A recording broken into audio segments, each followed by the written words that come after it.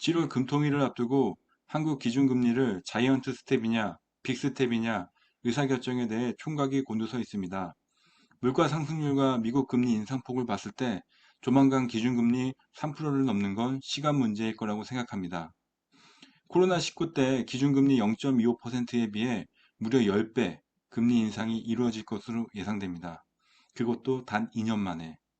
2021년 하반기부터 미국에서는 인플레이션이니 스태그플레이션이니 하는 이야기가 나왔습니다.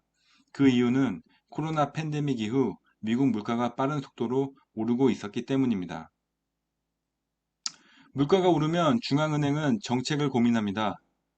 경기를 희생하고 물가를 잡느냐, 아니면 경기 부양을 위해 인플레이션을 감수하느냐, 둘 중 하나를 선택해야 합니다.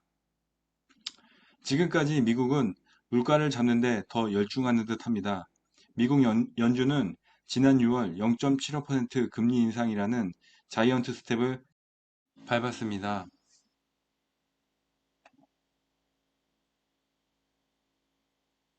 코로나19 때 미국 정부는 과감하게 재정 지출을 늘렸습니다. 전례 없던 통화 공급이었습니다. 결과 경기는 빠른 속도로 회복되었지만 경기 과열이라는 부작용을 남겼습니다. 원유 가격은 2022년 4월 배럴당 16달러에서 2022년 1월 배럴당 100달러를 넘어섰습니다. 2년 사이에 10배 넘게 올랐습니다. 원유 가격 상승을 부추긴 건 러시아 우크라이나 전쟁이 한몫했습니다. 유가가 오르면 상품이나 서비스 생산 비용이 늘어납니다. 기업은 시차를 두고 상품 가격에 그 비용을 반영하고 물가는 상승하게 됩니다. 결국엔 소비자의 부담으로 이어집니다. 유가가 오르면 가게도 소비를 줄이게 됩니다. 차를 가진 사람은 비싼 기름을 넣어야 하고 그만큼 다른 소비를 줄이게 됩니다. 물가 상승으로 물가가 오르면 가계의 실질소득은 줄어듭니다. 뿐만 아니라 대출금리 역시 급속도로 올라가게 됩니다. 물가 상승의 원인으로 인건비 상승도 무시 못합니다. 미국에 진열된 상품 중 절반은 중국 제품입니다. 그러나 중국 제조업체 근무 인력의 인건비가 2000년 대비 2022년에 10배 이상 상승했습니다. 이를 공급받는 미국 물가는 오를 수밖에 없습니다. 중앙은행의 최대 목표는 물가 안정이기 때문에 결국 금리를 올립니다. 금리를 올리면 시차를 두고 경기가 둔화되고 자산의 거품도 꺼질 가능성이 매우 큽니다.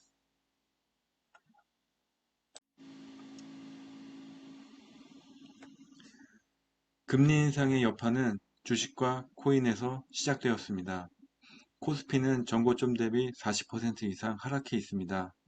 그 과정에서 대출을 통해 투자했던 자금 일부는 반대 매매를 당했습니다. 코인 시장 역시 거품이 사라져가고 있습니다. 하지만 부동산은 여전히 거품을 유지하고 있습니다. 서울 PIR 지수가 2009년 10일에서 2021년 20으로 증가했습니다. 서울 평균 소득을 가진 사람이 서울 평균 집을 사기 위해서는 20년 동안 돈을 하나도 안 쓰고 모아야 한다는 뜻입니다. 뉴욕, 도쿄보다 높은 수치입니다. 2022년 우리 가계의 대출 원리금 상환 부담 비율이 평균 36%에 달합니다. 한 달에 100만 원을 번다면 36만 원의 원리금을 상환합니다. 참고로 2022년은 기준금리가 0%대였습니다. 금리 인상이 지속된다면 임금은 안 오르고 일자리는 줄어듭니다. 기업은 물건을 팔아야 하지만 물건을 사야 하는 가게는 주거비용으로 소득의 40% 이상을 소비하게 됩니다. 기업의 매출이 줄어든다면 임금 인상은 힘들어질 것이고 임금 인상이 줄어들면 소비는 줄어들 것입니다. 메비우스에 뛰어갔네요. 이에 대해 선제적으로 국가에서는 선전포고한 듯합니다. 대기업의 임금 인상 자제 요청한 추경호. 금리 인상의 가장 큰 피해자는 부채가 많은 가계, 기업일 수밖에 없습니다. 부채를 줄이기 위해 그리고 현금 마련을 위해 지혜가 필요할 때입니다.